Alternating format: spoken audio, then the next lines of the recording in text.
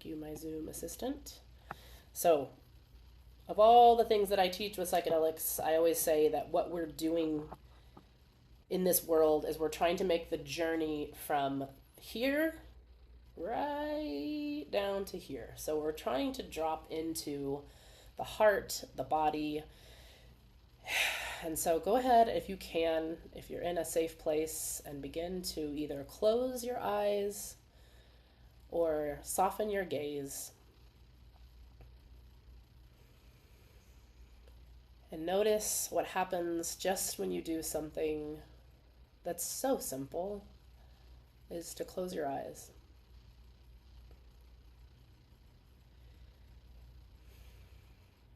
Maybe your breath starts to change. Usually this is a signal to the body, I'm safe. There's nothing much really happening. I can relax for just a moment. For those of us that are wired for stress, that are wired for being alert, sometimes closing the eyes can feel a little bit scary.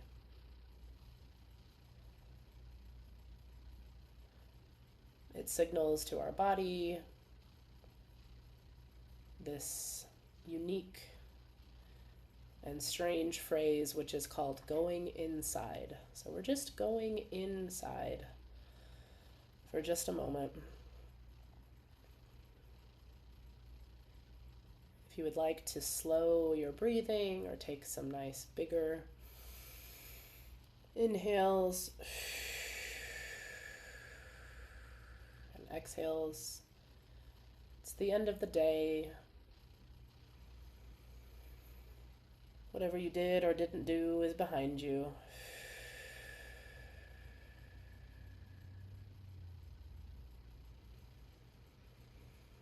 And in this next little 30 seconds, you can set your intention for this time together. Maybe that's to learn one new thing.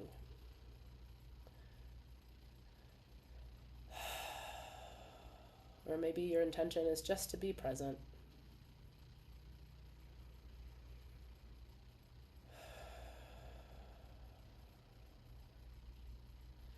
Maybe you have a specific intention, which is to ask a question or to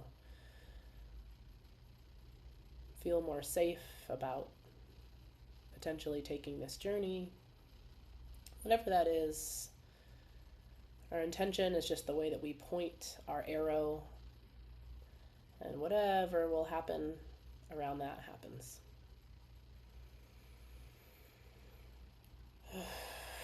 On your breath, you can relax your shoulders, relax your jaw a little bit. Just give your body whatever it needs to feel 2% more comfortable.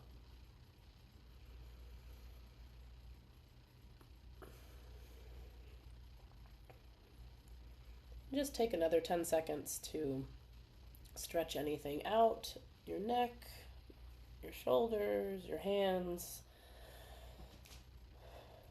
It's all correct. When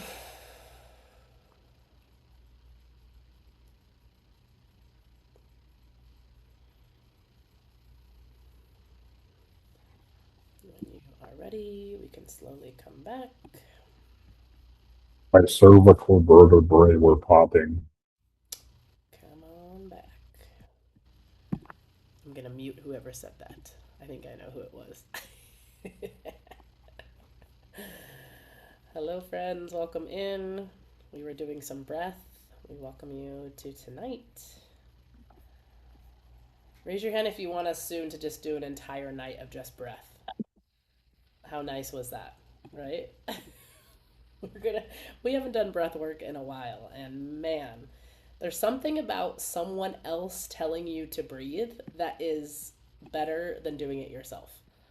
I've been doing breath work for, I don't know, 8 years now, and I'm telling you, like, doing it alone at home or going to a class is completely different. It's so wild. So we'll be sure to put that on the calendar. We'll do some stress relief breath is always a good breath. Some getting out of the head and into the body. Anybody here need to get out of the head a little bit? Oh, I like to see the hands. Now my Zoom hand is all raised. All right, so tonight we are speaking. I'm just going to go ahead and do this presentation. I'm going to talk to you guys for about 15 minutes, just on a really, really specific topic that I think lit me up a few weeks ago when I heard about this, is that was a lot of new research that just came out.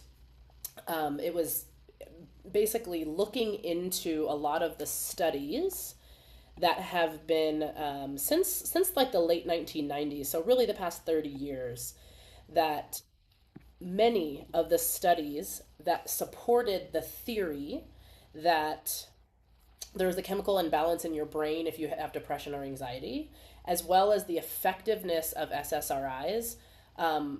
There was a lot left out. There was a lot of studies that were buried, and modern psychiatry has come to some different conclusions, but because we've been believing the same story for so long, it's not accepted yet. So we're going to talk about a little bit about why other things we've done haven't worked, potentially why talk therapy hasn't worked so well for you. Maybe it has, maybe it hasn't. Potentially why SSRIs or anti-anxiety meds or these things, maybe they have worked a little bit, maybe they haven't worked.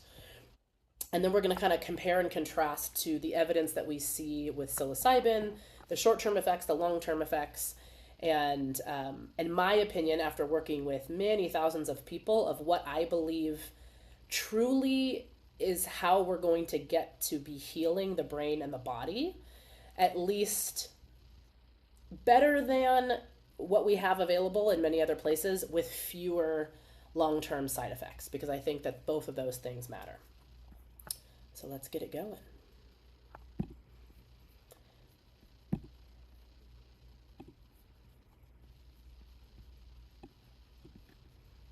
All right, this is tonight. Let's do it.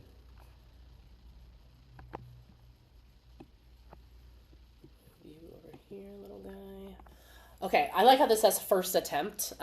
Most of us have made more than one attempt at healing. And it's important to note, in my belief and the path that I come from, healing is not a destination, it is a path that you choose. And it is a path that many people don't choose. Many people choose the path of distraction, they choose the path of stuffing things down, they choose the path of blaming others. And so the healing path is difficult. It's for your whole life, if not, potentially many different lifetimes. And many different things can work along the way. So this is not about tonight saying, oh, one thing works and one thing doesn't, but more like, why have some of the things that we thought were going to help us, what was standing in the way, so that we can do a big important piece, which is not to blame ourselves, not to shame ourselves, and not to think, oh, it was just me who didn't try hard enough. But maybe the way that it was working was really not working. In just a moment here, there was somebody who wanted to come in, so I always like to keep everybody in. Who is here? Let's see. Give us another 5 seconds. Okay, that's it. Who's in is in. We're doing this.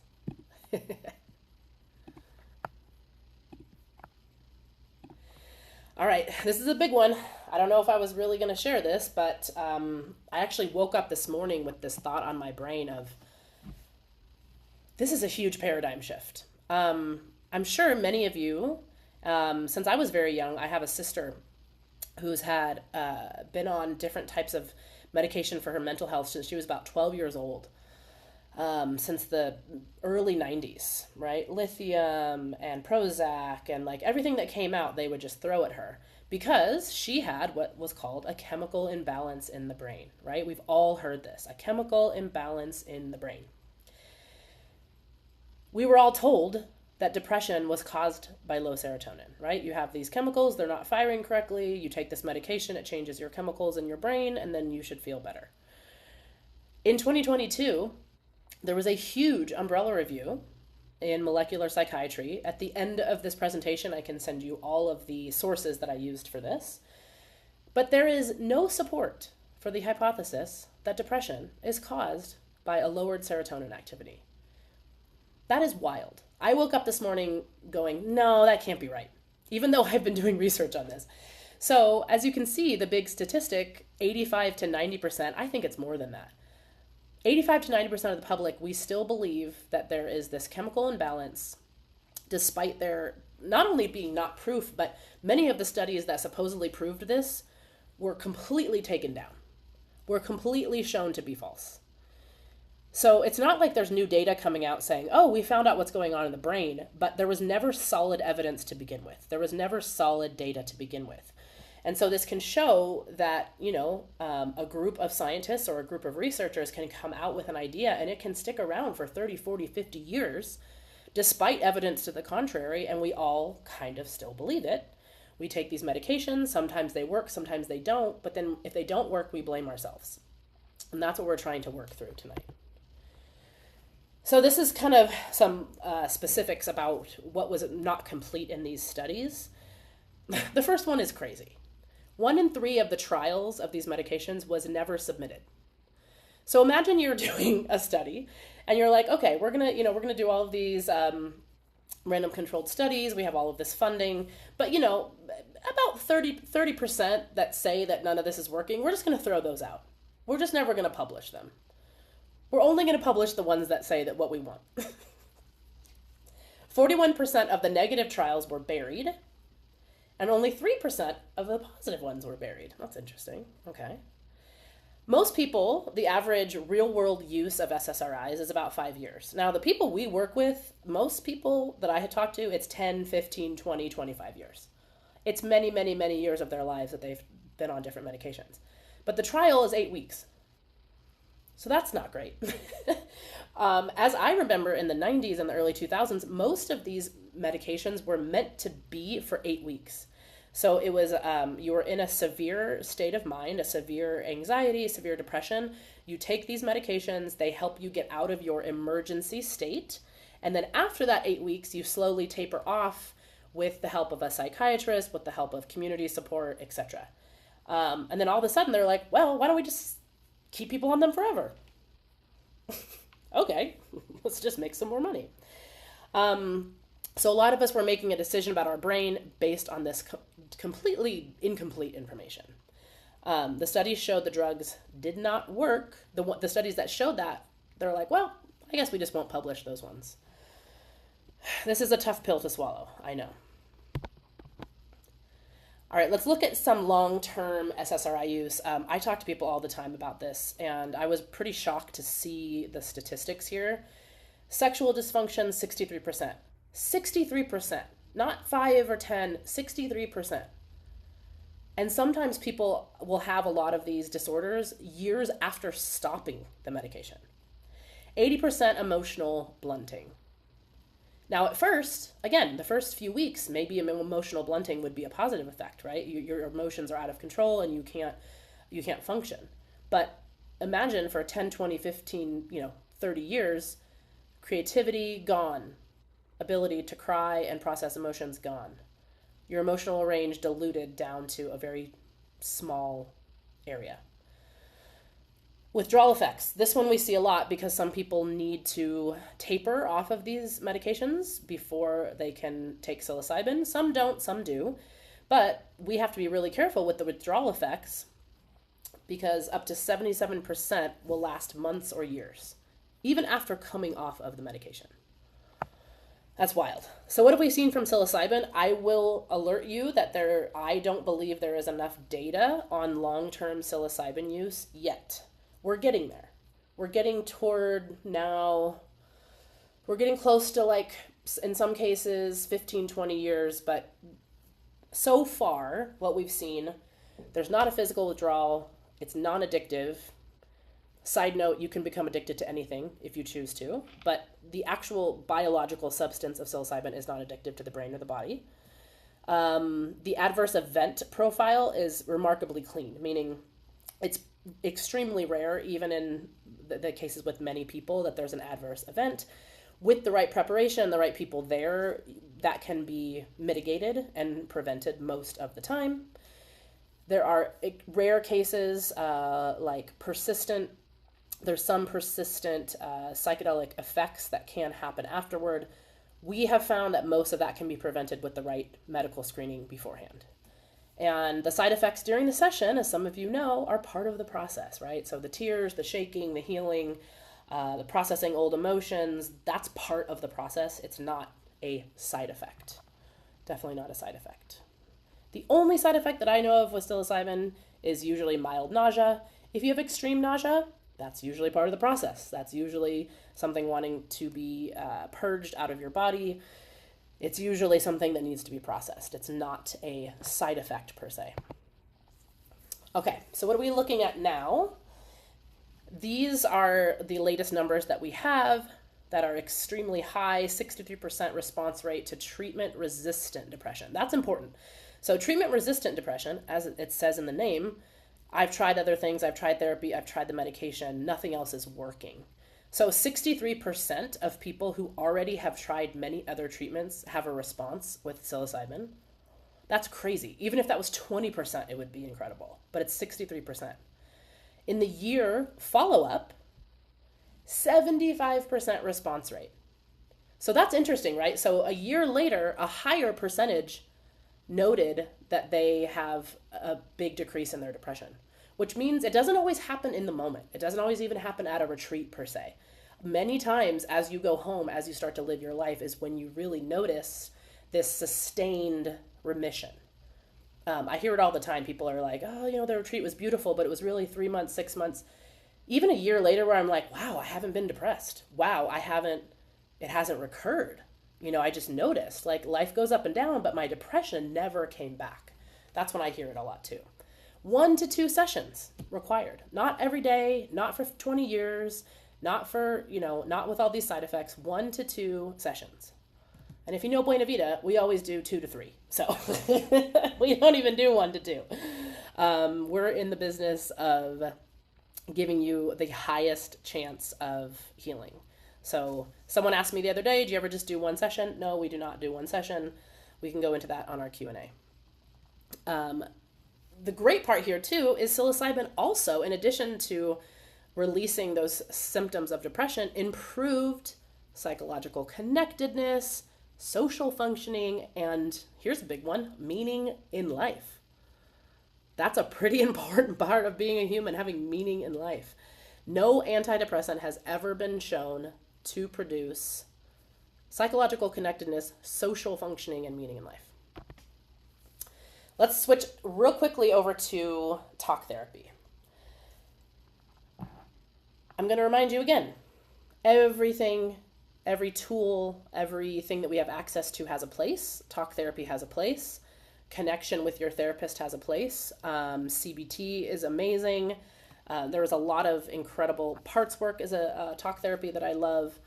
But let's talk about why, if you've been doing talk therapy alone, it can only go so far. And I fully believe this. And this was my case about 10 years ago when I started really going much more deep into psychedelics. When you are talking, as I'm talking right now, I am in my prefrontal cortex. My ego is online. My analytical, conscious mind is online right now. This is how we live in most of our waking life.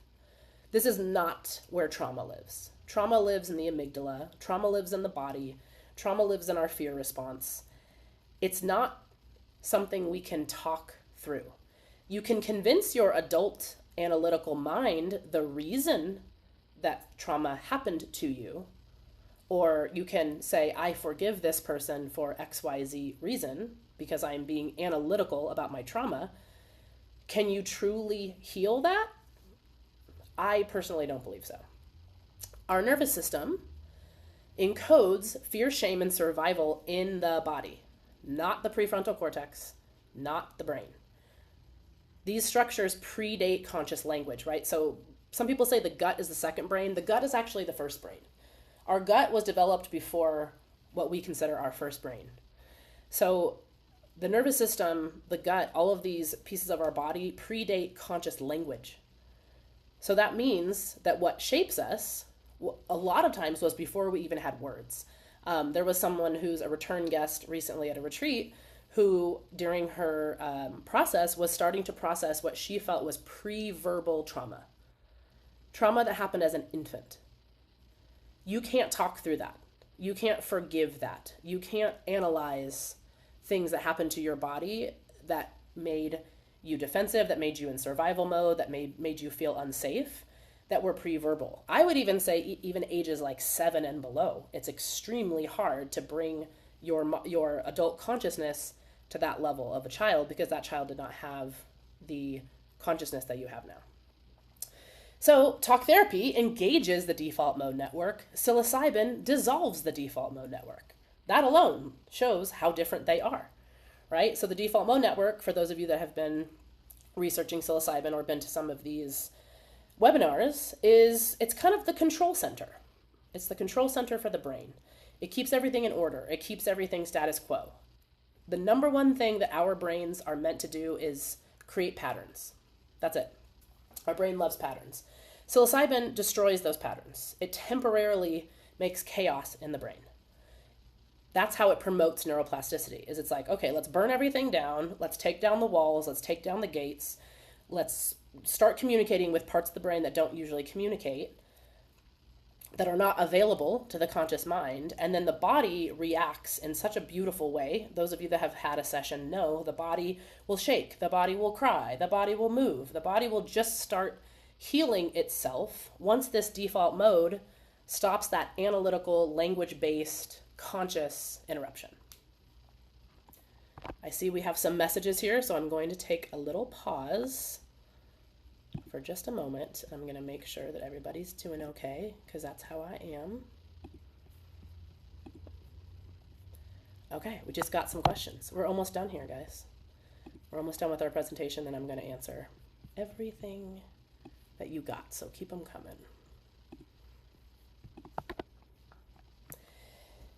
So this is what we're looking at when we're looking at talk therapy. Fantastic, right? For the conscious mind, the adult mind, for the parts of us that have access to our story, right? That can be fantastic.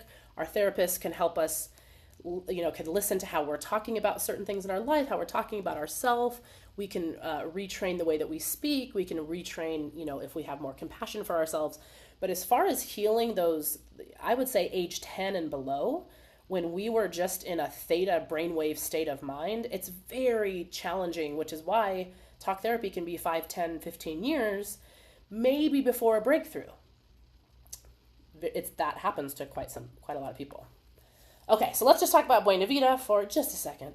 What do we offer? What are we doing here? Are we just giving you mushrooms and saying, I hope your brain gets better? No. More and more and more, I realize how important it is that during this process of these high dose ceremonies that you are being held in every way possible. You're being physically held. You are being emotionally held. You are allowed to unravel. And when the body starts to feel safe in its unraveling, this is when magic really, really happens. And we have a team of people who know how to be present for just anything that comes up. I have heard everything. I have seen so much. I have witnessed people say, this is the first time I've ever said this out loud in my whole life. And letting those things out in a safe, caring, nurturing place is incredibly healing. I don't know how we're ever going to measure that, but I've seen it happen. So the mushrooms are a part of what we do. They're a huge part of what we do, but the container, the retreat, the love, the leaders create a space for this medicine to do the most work that it possibly can. So being prepared, meeting your team, knowing how to set an intention, knowing that the weeks before a journey, your dreams change, your emotions change. Things start happening once you make this decision. And you need people who are even present with you the days before when you're like, I don't want to go, and I'm freaking out, and everyone's scared. Sometimes the week before is the hardest. It's just getting to this point where you decide to really do this. And then after, integration, right? What we're doing tonight, having a community, having breath work, having someone that can coach you through trying to put this ineffable, unexplainable experience back into your life. and some rest, right? Some community, some nourishment. We will never, as Buena Vida, I will never do a session and leave after an hour. I will never go to someone's house and give them mushrooms and then give them a glass of water and a hug and then go home. Some people will, and that's okay. What we want is to put you in an environment that you have the highest probability of feeling and releasing things in your body and your nervous system that maybe have been around for generations, if not your entire life. And that, to me, does not happen in a day, and perhaps does not even happen in 7 days. But let me tell you, a lot can happen in 5 or 7 days. A lot. And then we continue, as I said, the path of healing, which is a choice and not a destination. So, July 9th and August 17th, these are our final summer retreats. And then in the fall, we have some big changes coming. Big changes. I want to go even deeper with everyone.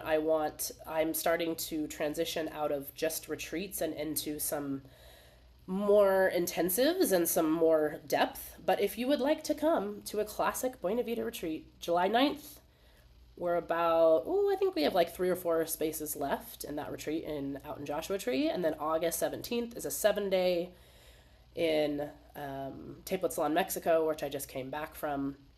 It's 2 ceremonies, July 9th, 3 ceremonies on August 17th. And let me get out of here. We will stop this share. I'm sure we have a lot of questions.